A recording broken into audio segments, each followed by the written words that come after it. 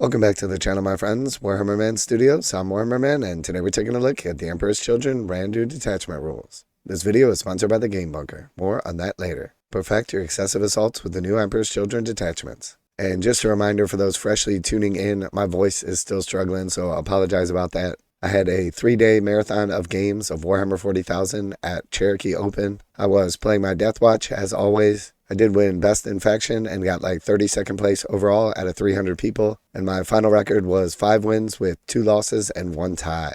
But unfortunately, because Death Watch have so many special rules and they're not very popular in the meta, they also have a lot of mixed weaponry. I do have to talk a ton and I do have to explain the army to basically every player that I play against. And because there's so many people jammed into such a small hall, with about 9 hours of Warhammer 40k each day and a 1-hour lunch break, my voice is definitely paying the price. So that being said, bear with me and hopefully my voice will be recovered in the next few days. The Emperor's Children will soon be unleashed upon the world, so it's time to look inside their new codex and pick up some of your favorite bits. Today, it's the turn of the detachments. There's 6 in total, and we'll take a close look at 2.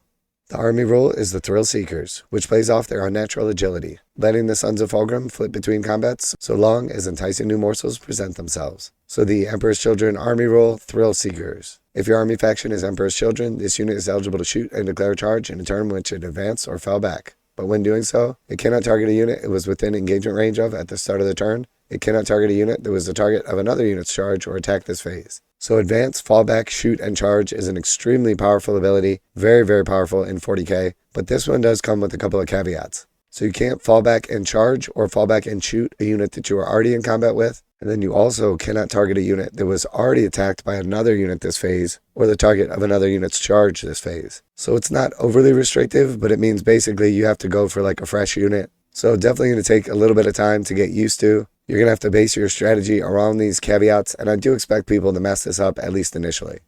The focus on agility and graceful movement sets the Emperor's Children apart from other Chaos forces, with plenty of ways to flow around the battlefield maximizing damage. Each of the 6 detachments then indulges in one of the chosen aspects of war. Making brazen boasts and ill-advised wagers is very on brand, as they seek to prove themselves even better in the eyes of their patron. The absolute worst of these soul gamblers form a coterie of conceited, staking their own lives on grand movements of slaughter that may or may not attract the attention of the Dark Prince. Fail to meet your pledge and your warlord will be punished, but powerful effects start to kick in on a tally of pact points. Once a tally of pact points begins to grow, turning even the most basic of infractors into close combat monsters.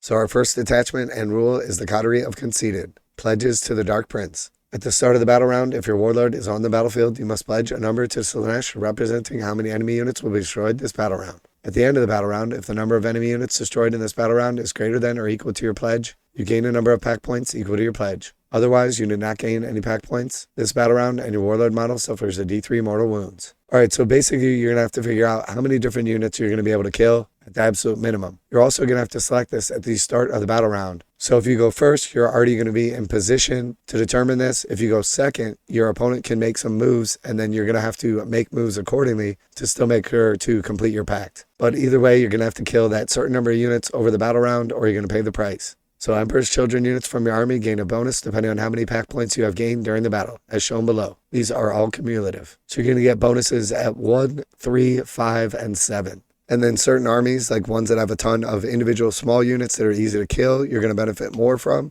And then other armies like Knights or Chaos Knights, where they have a limited number of units, it's going to be much more difficult to achieve your maximum pact. So if you got 1 pact point, each time a model in this unit makes an attack, you reroll a hit roll of 1. And that is shooting and combat. And then once you get 3 pact points, each time a model in this unit makes an attack, you reroll the wound roll of 1. And keep in mind, these bonuses will be stacking. And then once you reach 5 pact points, melee weapons equipped by models in your unit have lethal hits and sustained hits 1 abilities. And then once you reach 7 points, each time a model in this unit makes an attack, a critical hit is scored on an unmodified hit roll of 5+. So you're going to tally up your pact points, and then these are going to go into effect at the end of the battle round. Once you reach your maximum bonus, you're going to have reroll hit rolls of 1, reroll wound rolls of 1, lethal hits and sustained hits in melee, and then you're going to be getting critical hits on 5s. So very, very powerful once you get all of your pact points, get your army fully buffed up, and as your models left on the table are diminishing, the ones that are left are getting more and more powerful. So very, very cool army rule, very, very cool detachment rule, and extremely thematic. I am definitely a big fan of this detachment.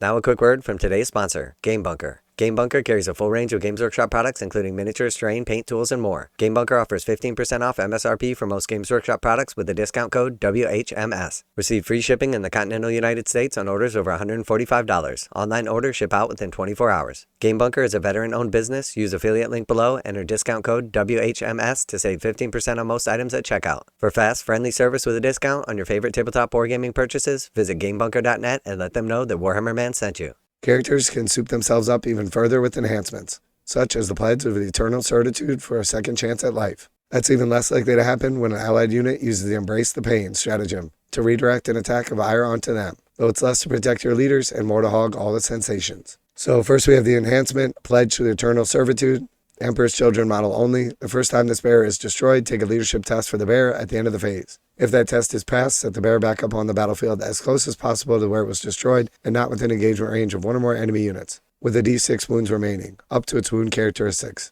So when your model dies, you're going to be able to stand up if you pass a leadership test, and you're going to get back a d6 wounds remaining. So very powerful ability. And then we also have Embrace the Pain stratagem. 1 command point, start of the fight phase. 1 Emperor's Children infantry unit from your army. Until the end of the phase, each time an enemy model within engagement range of your unit selects targets, it must select your unit as the target of its attacks. So this is only really relevant when you have multiple units in combat, but you can essentially force your opponent to direct all of their attacks against that single unit. And it is restricted to infantry.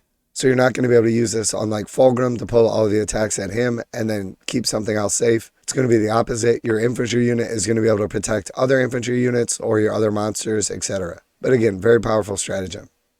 Alright, and then our next detachment. The Emperor's Children wouldn't be a chaos faction without some unhealthy rivalries, competing for the gods' favor, and Slaanesh's Chosen are all about to grind for the Dark Prince's approval. Internal rivalries mark your warlord as a top dog from the start of the game, but all your other characters are eagerly waiting to steal their thunder and claim the valuable wound rerolls for themselves. So we have the detachment rule for Slaanesh's Chosen, internal rivalries. So Emperor's Children character units from your army can ignore any and all modifiers to their move characteristics and any and all modifiers to advance and charge rolls made for them. So this is going to affect any of your characters for the Emperor's Children and then also any units that they're attached to. And then at the start of the battle, your warlord's unit is your army's favorite champions. The first time in each player turn that the Emperor's Children character unit from your army destroys an enemy unit, after resolving all of its attacks, that character unit becomes your army's new favorite champion, replacing the old one.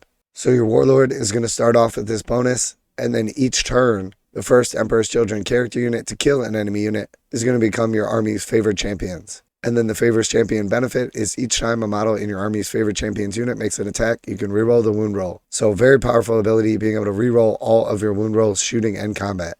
Should these champions be struck down, they're even more likely to make their demise a beautiful death for Slaanesh's pleasure, lashing out with one last deadly strike. Others may look upon their favored with heightened jealousy, fighting ever harder to attract their patron's gaze before one of their opportunistic compeers snatches glory away. So we have 2 stratagems, beautiful death, 1 command point. In the fight phase, just after an enemy unit has selected its targets, 1 Emperor's Children character unit from your army that was selected as a target of 1 or more of the attacking unit's attacks. Effect, until the end of the phase, each time a model in your unit is destroyed, if that model has not fought this phase, roll a d6, adding 1 to the result if the unit is your army's favorite champions. On a 4-up, do not remove the destroyed model from play. It can fight after the attacking unit has finished making its attacks. It is then removed from play. So fight on death on a 4-up for 1 CP, or fight on death on a 3-up if it's your favored champions unit. And then we have heightened jealousy for 1 command point. Your shooting phase or fight phase, just after an Emperor's Children character unit becomes your army's favorite champions, or just after your army's favorite champions unit destroys an enemy unit. Target your army's favorite champions unit. Until the end of the phase, each time a model in the Emperor's Children character unit from your army that is not your army's favorite champions makes an attack,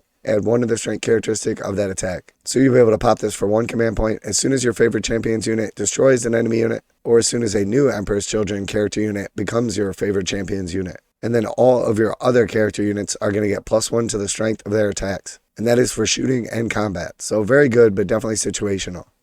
Members of the Mercury host surrender to the whims and dart around the battlefield, putting the warp-fueled speed to good use, cover and ground, and dodging attacks. The advanced rerolls their detachment roll Quicksilver Grace grants them are deceptively humble, but they make the Emperor's Children some of the most reliable assault troops in the game.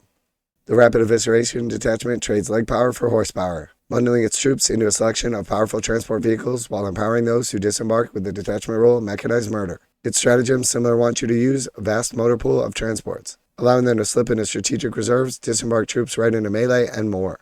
The Emperor's Children are famed duelists, And the Peerless Bladesman rule puts them front and center. Charging units show off their exquisite swordsmanship, while enhancements and stratagems are laser focused on close combat, including a particularly tasty option that can let your best characters fight twice in the fight phase. Slaanesh forces that enlist the aid of demonic forces whip up a carnival of access, bringing screeching demonettes and superlicious keepers of secrets into the material world to fight alongside mortal warriors. There's plenty more to cover from Chaos Emperor's Children, so pay rapt attention to the Warhammer community for more. Alright, so very cool first look at the Emperor's Children detachments and army rule. The actual army rule is really good, although it is a little situational, so you're going to have to be careful about it initially and make sure you're not using it wrong. And then it does look like the detachments are going to be very fun and thematic. So let me know what you're most excited about, which of these detachments you're going to be playing. If there's any particular rules that you think are going to be awesome, always like to hear back from you guys in the comments. And as always, special thanks to the Game Bunker for sponsoring the channel. Check out the link in the description to save 15% on most Games Workshop products with code WHMS at checkout. Warhammer Man Studios, I'm Warhammer Man, and I am super excited for the Emperor's Children, but it's time to rest my voice, and I'm out of here.